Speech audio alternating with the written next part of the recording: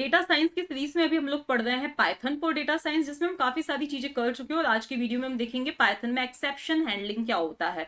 इस टॉपिक के जस्ट बाद हम नमपाई, पांडास, ये सारी चीजें हम मैटप्लोटलिब, ये सारी चीजें हम पढ़ेंगे। तो इसीलिए आज का ये बेसिक्स का एक तरह से लास्ट वीडियो है, ठीक है ना। अब एक्सेप्शन हैंडलिंग हम पढ़ने वाले हैं कि क्या होता है। तो देखो, सबसे पहले आपको ये पता होना चाहिए एक्सेप्शन क्या होता है। तो एक्सेप्शन क्या होता है, जब आपका प्रोग्राम रन हो रहा है और सडनली कुछ इनपुट की वजह से, कुछ गलत इनपुट की वजह से, कुछ गलत डेटा की वजह से क्या होता है, प्रोग्राम हमारा क्रैश हो जाता है। जैसे कि आप लोग कभी कोई ऐप रन कर रहे हो, कोई भी ऐप चला रहे हो, सडनली क्या हो जाती है, ऐप क्रैश हो जाती है, ठीक है ना।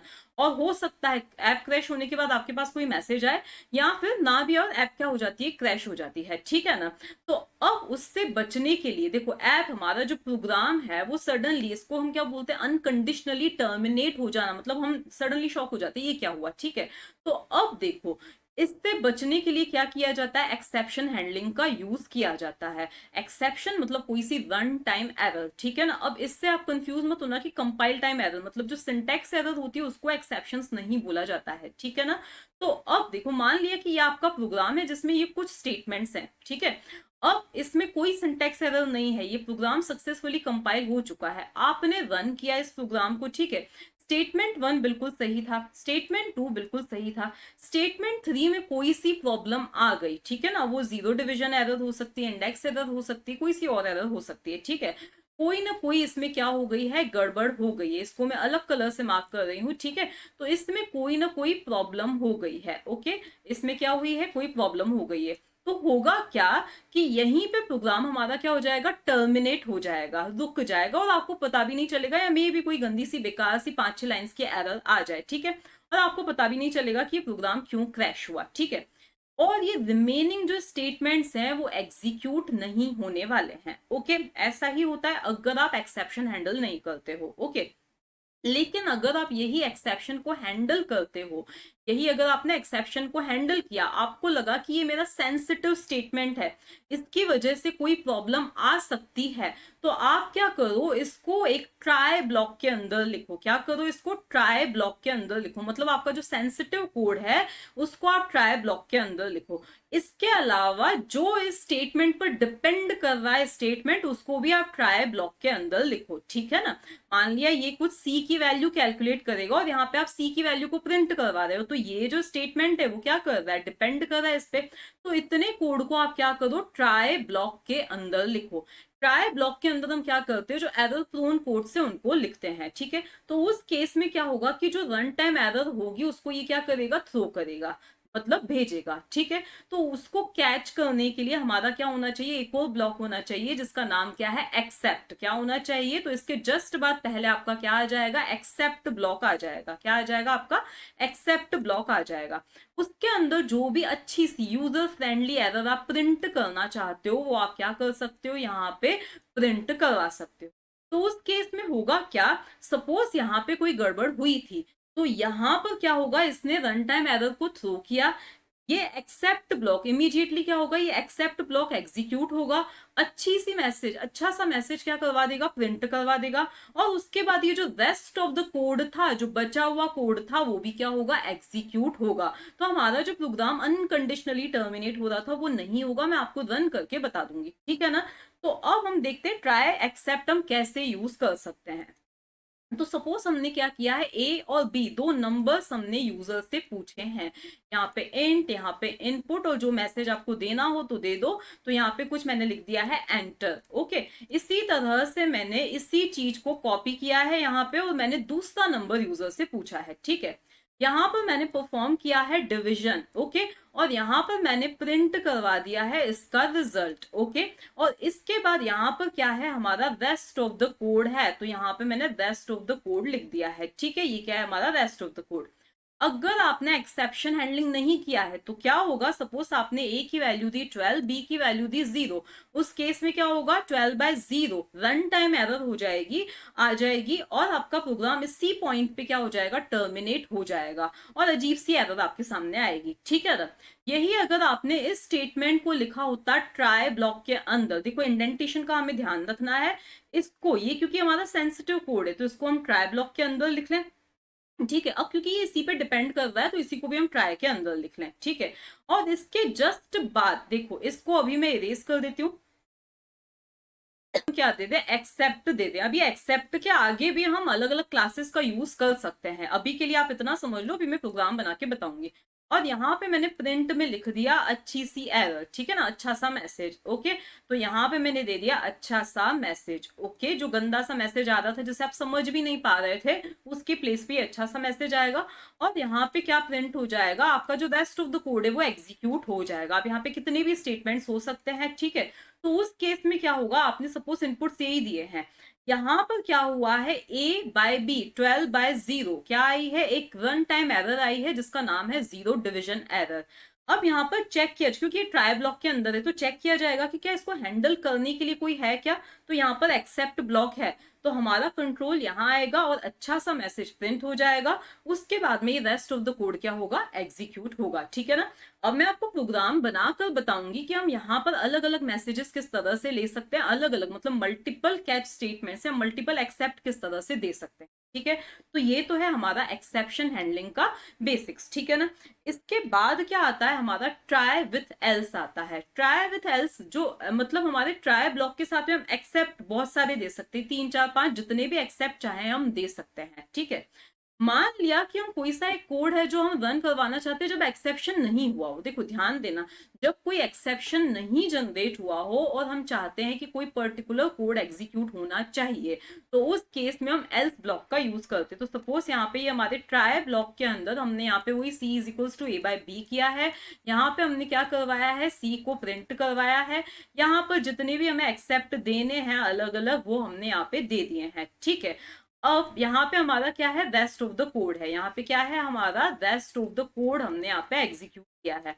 अब आपको रेस्ट ऑफ द कोड पता है, चाहे एक्सेप्शन हुआ है, वन टाइम एरर हुई है तो भी ये एग्जीक्यूट होगा, नहीं हुई है तो भी ये एग्जीक्यूट होगा। ठीक है ना। लेकिन हम क्या चाहते हैं कि एक्सेप्शन जब ना जनरेट हो, मतलब जब वन टाइम एरर ना आए, तो उस केस में ये चीज एग्जीक्यूट, कोई सी पर्टिकुलर चीज एग्जीक्यूट होनी चाहिए। तो उसको हम किसके अंदर लिखते हैं, एल्स ब्लॉक के अंदर लिखते हैं। देखो जब इफ एल्स में क्या होता है, जब सारी कंडीशंस फॉल्स हो जाती हैं उस केस में एल्स एग्जीक्यूट होता है। यहाँ पे क्या होता है, जब कोई भी एक्सेप्ट हमारा एग्जीक्यूट नहीं हुआ, कोई रन टाइम एरर नहीं आई है, तो उस केस में क्या होगा, हमारा जो एल्स ब्लॉक है वो क्या होगा, एग्जीक्यूट होगा। उसको अभी मैं रन करके बताऊंगी। ठीक है, नेक्स्ट आता है हमारा फाइनली ब्लॉक।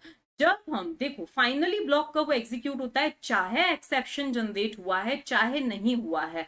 हम फाइनली के अंदर कुछ इंपॉर्टेंट काम है, हम चाहते हैं कि मान लिया कि कोई भी एक्सेप्ट स्टेटमेंट जो है उसको हैंडल नहीं कर पाया। देखो ध्यान देना, यहाँ पे हमने पहली क्लास लिख दी है। ठीक है, यहाँ पे हमने एक्सेप्ट के अंदर दूसरी क्लास लिख दी है, क्लास 2। ठीक है, अब यहाँ पर ट्राई ब्लॉक के अंदर कोई ऐसा एक्सेप्शन जनरेट हुआ है, वन टाइम एरर जनरेट हुई है जिसको ना ये हैंडल कर पाया ना ये हैंडल कर पाया। ठीक है, तो उस केस में हम क्या देते हैं, फाइनली ब्लॉक देते हैं। उसके अंदर कुछ इंपॉर्टेंट काम है, लाइक मैंने कोई फाइल ओपन कर रखी है, कुछ और इंपॉर्टेंट काम कर रखा है, तो हम यहाँ पे क्या करते हैं, एग्जीक्यूट करते हैं। अब आपको लगेगा रेस्ट ऑफ द कोड भी तो ये करता है, लेकिन रेस्ट ऑफ द कोड तभी एग्जीक्यूट होगा जब एक्सेप्शन हैंडल हुआ हो। अगर जनरेट हुआ है तो हैंडल हुआ हो तो ही हम यहाँ पे आएंगे रेस्ट ऑफ द कोड में, अदरवाइज हम नहीं आते हैं।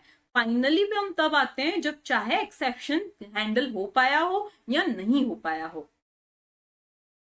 लेते हैं a is equals to, suppose मैंने ले लिया है 10 और b इज इक्वल्स टू ले लिया है मैंने 0 और c is equals to A/B किया मैंने और प्रिंट करवाया है मैंने c को। ठीक है, और इसके बाद में मैंने यहाँ पे प्रिंट करके और रेस्ट ऑफ द कोड मैंने लिख दिया, तो रेस्ट ऑफ द कोड यहाँ पे मैंने लिख दिया है। ओके, अब हम इसको क्या करवाते हैं, रन करवाते हैं। तो आप देख सकते हो यहाँ पे क्या आ गई है, डिविजन बाय 0। और ये एरर ऐसी है जो अगर कोई लेमैन हो तो उसको समझ में भी नहीं आया ये क्या हुआ है, प्रोग्राम हमारा क्रैश हो गया, rest of the code print नहीं हुआ है। ठीक है, यही अगर मैंने क्या किया होता, इस जो हमारे सेंसिटिव कोड है उसको ट्राई ब्लॉक के अंदर लिखा होता। अब यहाँ पे आपको टैब इंट्रोड्यूस करना पड़ेगा। ठीक है, यहाँ पे भी हमने टैब इंट्रोड्यूस किया। ठीक है, अब अगर ट्राई ब्लॉक है तो हमारा एक्सेप्ट ब्लॉक भी आएगा ही आएगा। तो यहाँ पे मैंने क्या लिया है, एक्सेप्ट लिखा है और यहाँ पे मैंने प्रिंट करवा दिया है सपोज 0 डिविजन। तो यहाँ दे दिया मैंने 0 और फिर डिविजन दे दिया। ठीक है, ये हमारा काम हो चुका है।